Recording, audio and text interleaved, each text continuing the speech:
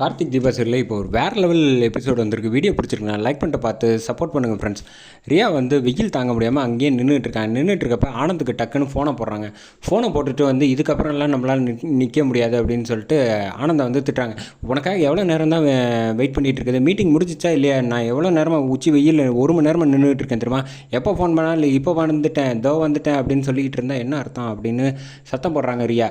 ஒரு நிமிஷம் இரு, நான் எப்போ உன்னை கூப்பிட்டேன் அப்படின்னு ஆனந்த் சொன்னோன்னே, நான் உனக்கு கால் பண்ணேனா அப்படின்னு கேட்டேன். ஆமாம், உன்னோட புது நம்பர்லேருந்து கால் பண்ணேன், நீ தானே வந்து ஐஸ்கிரீம் பார்லர் போகலாம், சினிமாவுக்கு போகலாம், ரெஸ்டாரண்ட்டுக்கு போகலான்னு சொன்னேன் அப்படின்னோடனே, என்ன விளையாடுறியா, நான் வந்து உனக்கு காலே பண்ணலை, என்கிட்ட இருக்கிற நம்பர் ஒரே ஒரு நம்பர், இந்த நம்பர் மட்டும்தான், நீ மாட்டுக்கு வந்து யாரோ சொல்லிட்டாங்கன்னு உன்னை முட்டாள்தனமாக ஏமாற்றி வச்சுருக்காங்க, முதல்ல வீட்டுக்கு கிளம்புற வழியை பாரு அப்படின்னு சொன்னோன்னே ஃபோனை வச்சிடுறாங்க. என்ன இப்படி சொல்லிட்டாப்புல அப்படின்னு சொல்லிட்டு வீட்டுக்கு போகலாம், வெயில் தாங்கலை அப்படின்னு சொல்லிட்டு ஆட்டோவில் ஏறி வீட்டுக்கு வந்துடுறாங்க. வந்தோடனே வந்து என்ன ராத்திரி தான் வருவேன்னு இப்போ சொன்னேன், இப்போ என்னடான்னா அரை மணி நேரத்துக்கு 1 மணி நேரத்துலேயே வந்துட்டேன், என்ன ஆனந்த் ரொம்ப பிஸியாக இருந்தாப்லையா அப்படின்னு ஐஸ்வர்யா கேட்டோன்னே, உடனே வந்து மீனாட்சியும் சரி மைதிலியும் சரி 2 பேரும் கலாய்க்கிறதுக்காக டக்குன்னு வந்துட்டாங்கன்னு சொல்லலாம். பாவம் ஆனந்துக்கு ரொம்ப மீட்டிங் அதிகமாக இருக்கும் வேலை, அதனால் இவளை பார்க்க முடியாதுன்னு சொல்லியிருப்பார், அப்படி தானே அப்படின்னோடனே, நடந்த விஷயத்தை கூடவே இருந்து கேட்ட மாதிரியே பேசுகிறாளே அப்படின்னு மைதிலியை பற்றி யோசிச்சுட்டு இருக்கப்ப, மைதிலி வந்து ரியாவுக்கு வந்து இப்போ வந்து குரல் மாற்றி ஆனந்த் மாதிரியே கண்ணு முன்னாடியே ஃபோன் பண்ணி கலாய்க்கிறாங்கன்னு சொல்லலாம்.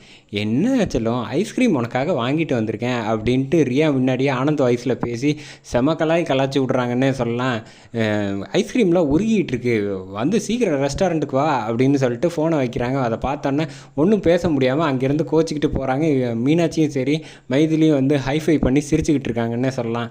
செமக்கு மாசாக இருந்துச்சுன்னே சொல்லலாம் அந்த சீன். அது முடிச்சப்போ அடுத்த சீன் வந்து அங்கே ஃபேக்ட்ரியில் வந்து வேலை செஞ்சிட்ருக்காங்க. கையில் ஒருத்தருக்கு வந்து அடிபட்டோன்னே வந்து கார்த்தி வந்து உடனே வந்து டக்குன்னு தூக்கிட்டு போயிடுறாங்க, ஆட்டோவில் அழைச்சிட்டு போயிடுறாங்க. யாருக்கிட்டையும் சொல்லாமல் அழைச்சிட்டு போனதுனால அங்கே போனதுக்கப்புறம் ஒன்றும் பிரச்சனை இல்லை, நல்ல கரெக்டான டயத்துக்கு வந்துட்டீங்க அப்படின்னு சொல்லிட்டு எந்த பிரச்சனையும் இல்லை, நீங்கள் இப்போதைக்கு ரெஸ்ட் எடுங்க அப்படின்னு கார்த்தி வந்து அவங்க சொல்லலாம். உங்களுக்கு தேவையானது எல்லாமே வந்து நான் பார்த்துக்கிறேன், நீங்கள் நல்லபடியாக சாப்பிட்டு ரெஸ்ட் எடுத்தால் போகிறோம், மற்றபடி உங்கள் குடும்பத்துக்கு வந்து தேவையானதை எல்லாமே வந்து வசதிகள் எல்லாத்தையும் நான் செஞ்சு கொடுத்துட்றேன் அப்படின்னோன்னு, ரொம்ப நன்றி சார்னு சொல்லுவேன். அதெல்லாம் இருக்கட்டும், அது என்னோடய கடமை அப்படின்னு சொல்லிட்டு கார்த்தி வந்து வீட்டுக்கு போகாமல் வந்து மறுபடியும் வந்து ஆஃபீஸ்க்கு வந்து வந்துடுறாங்க.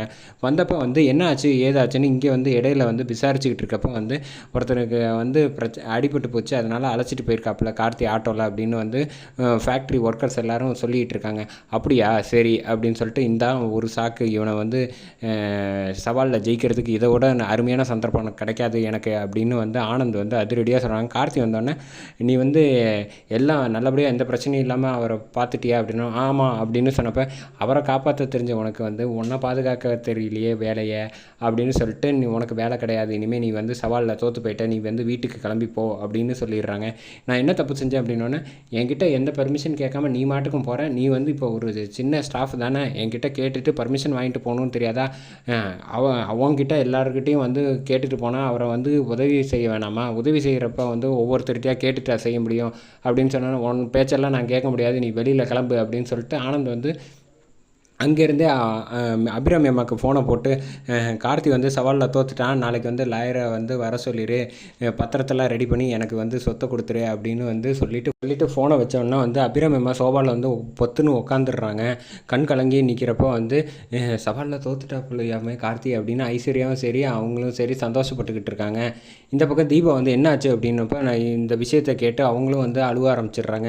எதுவாக இருந்தால் பார்த்துக்கலாம், தைரியமாக இருங்க அப்படின்னு சொல்கிறப்ப, அந்த பக்கம் வந்து கார்த்தி வந்து என்ன செய்கிறேன்னு தெரியாமல் வெளில வந்து நின்றுட்டு இருக்காங்க, யோசிச்சுக்கிட்டு இருக்கப்போ கரெக்டாக கார்த்திக்கு சப்போர்ட் பண்ணுற மாதிரி மொத்த பேரும் வந்து மிஷின் எல்லாத்தையும் ஆஃப் பண்ணிட்டு கார்த்திக் கூட வந்து சேர்ந்து நாங்களும் வேலை செய்ய மாட்டோம் இனிமேல் அப்படின்னு சொன்னோன்னே, ஆனந்த் வந்துடுறாப்புல. அங்கே வந்து ஏன் என்ன நினச்சிக்கிட்டு இருக்கீங்க, அவன் போனால் என்ன, நீங்கள் வேலை செய்ய வேண்டியதானே, எதுக்கு வேலையை நிப்பாட்டுறீங்க அப்படின்னு சொன்னோன்னே, பின்ன என்னங்க, எங்களில் ஒருத்தனுக்கு உதவி செஞ்சதுக்காக வந்து நீங்கள் அவரை வெளியில் போக சொல்கிறது என்ன நியாயம், அதுக்காக வந்து நாங்கள் அவர் கூட நிற்கிறது தான் நீதி நியாயம் தர்மம் அப்படின்னு சொன்னோன்னே, ஓ அப்படியா விஷயம், சரி அவங்க கூட சேர்ந்து உங்களுக்கும் வேலை கிடையாது, என்னையே வந்து மிரட்டி பார்க்குறீங்களா அப்படின்னு சொன்னோன்னா, நாங்கள் ஏன் சார் உங்ககிட்ட சொல்ல போகிறோம், நாங்கள் வந்து எங்களில் ஒருத்தருக்காக வந்து நாங்கள் ஆதரவாக நிற்கிறோம், மற்றபடி நீங்கள் என்ன முடிவு எடுக்கிறீங்களோ அது உங்கள் பிரச்சனை அப்படின்னோன்னா, நீங்கள் இல்லாமல் என்னால் ஃபேக்ட்ரி ரன் பண்ண முடியாதுன்னு நினச்சிட்டு இருக்கீங்க, நான் வேறு ஆளை வச்சு பண்ணிக்கிறேன் அப்படின்னா, நான் அதெல்லாம் யாருமே சொல்லலையே சார், நாங்கள் கார்த்திக் சாருக்கு ஆதரவாக நிற்கிறோம் அவ்வளோதான் விஷயம் அப்படின்னு சொன்னோன்னே இந்த விஷயத்தை வந்து எப்படி சால்வ் பண்ணணும்னு தெரியாமல் ஆனந்த் வந்து திருன்னு முழிச்சுக்கிட்டு இருக்காங்க. அதோட வந்து எபிசோட சூப்பராக முடித்தாங்கன்னே சொல்லலாம்.